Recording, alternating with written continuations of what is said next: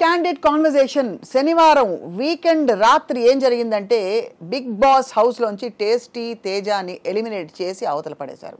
నా దృష్టిలో పర్సనలీ విముక్తుడయ్యాడు. అమ్మయ్య, తేజ ఇప్పటికైనా గాలి పీల్చుకుని నార్మల్ అవుతాడని నేను అనుకుంటున్నాను.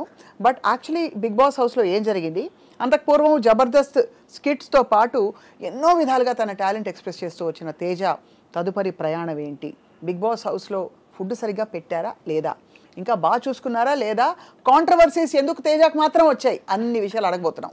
తేజ మేడం, కాంట్రవర్సీలు ఏమి రాలేదండి. వచ్చాయి చాలా నస పెట్టారు, బాగా అల్లరి చేశారని ఒక పేరు వచ్చింది మీకు, నిజమా కదా? అల్లరి ఆబ్వియస్లీ ఉంటుంది మేడం. అంతేనా? నాకు ఫస్ట్ ఆఫ్ ఆల్ ఇంటర్వ్యూ రావడం నాకు చాలా హ్యాపీగా ఉంది. సీరియస్లీ మిమ్మల్ని ఎప్పటి నుంచో టీవీ ఛానల్స్లో, యూట్యూబ్ ఛానల్స్లో ఫాలో అవుతూ ఉంటాము. మీరు చేసే ఆల్మోస్ట్ ఇంటర్వ్యూస్ ఫాలో అవుతూ ఉంటాం. అండ్ నిన్న మీ టీం వాళ్ళు ఫోన్ చేసి స్వప్న గారితో అంటే బేసిక్ ఈరోజు నేను ఊరు వెళ్ళాలి, ఊరు వెళ్ళే ప్రోగ్రామ్ కూడా ఉంది. సార్ స్వప్న గారు అన్నారు ఓకే డన్, ఈరోజు మార్నింగ్ కన్ఫర్మ్ చేద్దామని అనగానే వచ్చేసారు మేడం. ఏమన్నావు బాబు?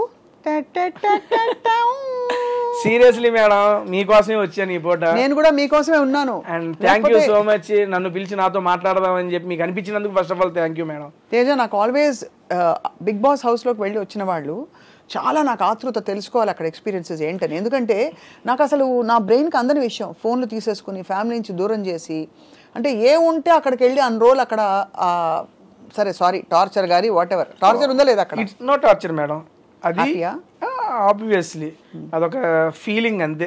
లైఫ్లో ఒక్కసారి వచ్చే ఎక్స్పీరియన్స్ అనేది నేను నమ్ముతా. నా అదృష్టం నాకు 2 సార్లు వచ్చింది. లాస్ట్ సీజన్ వచ్చింది, ఈ సీజన్ వచ్చింది. నాకు అది మంచి ఎక్స్పీరియన్స్. నేను దాంతో చాలా నేర్చుకున్నాను బిగ్ బాస్ ద్వారా. ఎందుకు ఎలిమినేట్ అయ్యారు? ఒక ప్రాపర్ ఓట్ బ్యాంక్ అనేది ఆ ఉన్న వాళ్ళతో పోల్చుకుంటే నాకు తక్కువగా ఉంది, దట్స్ వై నేను ఎలిమినేట్ అయ్యాను. అంతే. బాధ లేదా? లేదండి, సీరియస్లీ. అంతేనా? నేను లాస్ట్ టైము ఎలిమినేట్ అయిపోయిన తర్వాత నెక్స్ట్ డేనే ఫ్యామిలీ వీక్, మా అమ్మగారు ఇంట్లోకి రాలేదని చెప్పి మనసులో పెట్టేసుకున్నా. అది నన్ను సంవత్సరం పాటు వెంటాడింది. ఇప్పుడు కూడా మా అమ్మ వచ్చేసింది, ఇంకా నేను టాప్ 5కి వెళ్ళాలి, విన్ అవ్వాలని అట్లా పెట్టేసుకున్నాను అనుకోండి, జరగకపోతే మళ్ళీ నా వెంటాడుతూ ఉంటుంది. లేదు, తేజగాడు ఎప్పుడు వచ్చిన దాంతో సంతృప్తి పడాలని చెప్పి తెలుసుకున్నా. అంతేనా? అంతే మేడం. ఇప్పుడు లాస్ట్ టైం నేను బాధపడిన దానికి 1 year నేను స్ట్రగుల్ అయ్యాను. అవునవును, అమ్మని రానివ్వలేదు కదా, నాగార్జున గారు రానివ్వలేవు అని చెప్పారు కదా అప్పుడు. దానికి అంత స్ట్రగుల్ అయ్యాను, ఎందుకంటే మైండ్లో ఫిక్స్ అయిపోయా ఇది జరగాలి అని పెట్టుకున్నా. జరగకపోతే బాధపడ్డా దారుణంగా. అప్పుడు నాకు దీని ద్వారా ఏం తెలిసిందంటే మన ప్రయత్నం చేద్దాం, జరిగితే ఓకే, జరగకపోతే ఓకే, ఎక్కువ తీసుకోకూడదు హార్ట్గా అనేది తీసుకున్నా.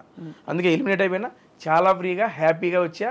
బయటకు చెప్పింది ఏంటంటే నేను ఇంట్లోకి ఒక టార్గెట్ పెట్టుకొని వచ్చా, అమ్మని ఇంట్లోకి తీసుకురావాలి అని. అమ్మ ఇంట్లోకి వచ్చిన తర్వాత 2 వారాలు ఉన్నా, టార్గెట్ సక్సెస్ అయిపోయింది, సక్సెస్ జర్నీ ఎంజాయ్ చేసి బయటకు వచ్చా. అంతే అంతే. మొత్తం ఎన్ని వారాలు ఉన్నారు ఈసారి? 8 వారాలండి. చాలా పెద్ద టైం. బేసిక్గా లాస్ట్ టైం 9 వారాలు ఉన్నా. 9 వారాల కన్నా 8 వారాలు నాకు అసలు మామూలుగా కాదు. మీరు అలా 2 సార్లు ఎలా ఇన్ అండ్ అవుట్ అయ్యారు 2 సీజన్స్లో? అప్పుడు అవకాశం వచ్చింది, ఇప్పుడు వైల్డ్ కార్డ్ వెళ్ళారు. అవును, వైల్డ్ కార్డ్ ద్వారా ఇప్పుడు అవకాశం వచ్చింది. ఇప్పుడు దాకా తెలుగు బిగ్ బాస్ చరిత్రలో ఎక్స్ కంటెస్టెంట్స్ ని, అంటే ఆల్రెడీ ఒక్కసారి బిగ్ బాస్కి వచ్చిన కంటెస్టెంట్స్ మళ్ళీ తీసుకోవాలా. అదే అంటున్నాను, మీకు ఎలా వచ్చింది అదృష్టం అని. బిగ్ బాస్ తలుచుకున్నాడు, అవకాశం ఇచ్చాడు, వెళ్ళిపోయాను.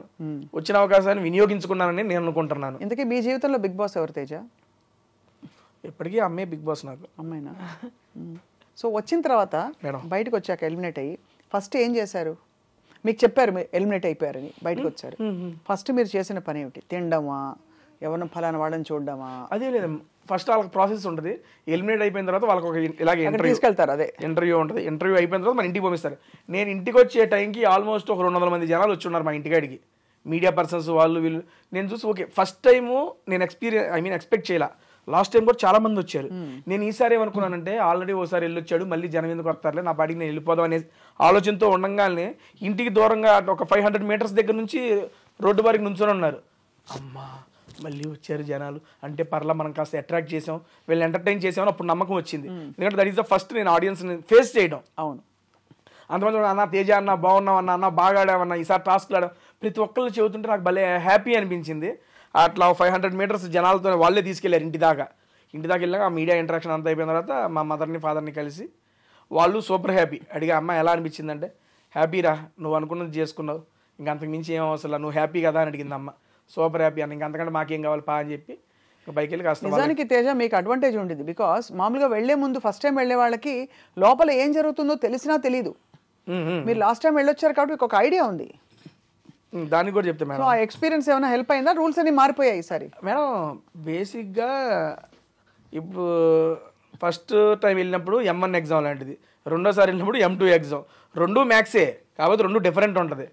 సేమ్ క్వశ్చన్ పేపర్ రాదు, but different question paper, different answer రాయాలి. ప్రతిరోజు ఒక కొత్తగా ఉంటుంది మేడం. బిగ్ బాస్ సీజన్ 1లో నేను నేర్చుకున్నది, నేను వెళ్ళిన సీజన్ 7 ద్వారా నేను నేర్చుకుంది మొహమాట పడకూడదు అండ్ అందరినీ సాటిస్ఫై చేయాలని ట్రై చేయకూడదు. అవును, ఈ రెండు నేర్చుకున్నా. నేను అది ఓన్లీ బిగ్ బాస్ ద్వారానే నేర్చుకున్నా. నాకు ఇదివరకు మొహమాటం, ఇప్పుడు వాళ్ళు ఏమైనా అనుకుంటారా, వీళ్ళు ఏమైనా అనుకుంటారని, సర్లే వాళ్ళకి ఇలా చెప్పాలి, వాళ్ళని కంట్రోల్ చేయాలి, ఆ సెన్స్ ఉండేది నాకు. సీజన్ 7లో ఈ రెండు, అరే మనం మనుషులం రా, అందరినీ సాటిస్ఫై చేయలేమురా, నువ్వెందుకు అందరినీ సాటిస్ఫై చేయాలని చూస్తావు అని నాకు నేను తెలుసుకున్నా. అండ్ దేనికి మొహమాట పడకూడదు, మొహమాట పడితే మనకు వచ్చే ఆపర్చునిటీస్ తగ్గిపోతాయి అనేది కూడా తెలుసుకున్నా. ఆ రెండింటిని ఈ సీజన్లో నేను ఇంప్లిమెంట్ చేశాను. రైట్. అండ్ ఈ సీజన్ ద్వారా నేను తెలుసుకుంది ఏంటంటే, వచ్చిన దాంతో సంతృప్తి పడు, అది రాలేదు ఇది రాలేదని ఏడిచ్చావాక, అదొకటి తెలుసుకున్నా. ఈ మూడు నేను ఇప్పుడు లైఫ్లో ఇంప్లిమెంట్ చేయదలుచుకుంటాను. చాలు, అంతే. ఈ నేర్చుకున్నానండి నేను. ఏం వంటలు చేశారు బిగ్ బాస్ హౌస్లో? చాలా చేశానండి బాబు. ఏంటి, పులిహార చేశాను, ఎగ్ ఫ్రైడ్ రైస్, బంగాళదుంప పోపు. అందుకే టేస్టీ అని వచ్చిందా మీకు? మేడం టేస్టీ అని పేరు ఎలా వచ్చింది? I have YouTube channel madam. Tasty Teja అని ఒక యూట్యూబ్ ఛానల్ ఉంది. మీరు కుక్కు, చెఫ్ చేస్తాను కానీ దాంట్లో చేసేది ఏంటంటే సినీ సెలబ్రిటీస్తో మూవీ ప్రమోషన్స్ చేస్తా. అండ్ తెలుగు, తమిళ్, కన్నడ, మలయాళం 4 భాషలకు సంబంధించిన యాక్టర్లతో 150 పైగా యాక్టర్లతో మూవీ ప్రమోషన్స్ చేసిన ఏకైక యూట్యూబర్ నేను. ఫుడ్ వీడియోస్తో, అసలు ఫుడ్ వీడియోస్తో.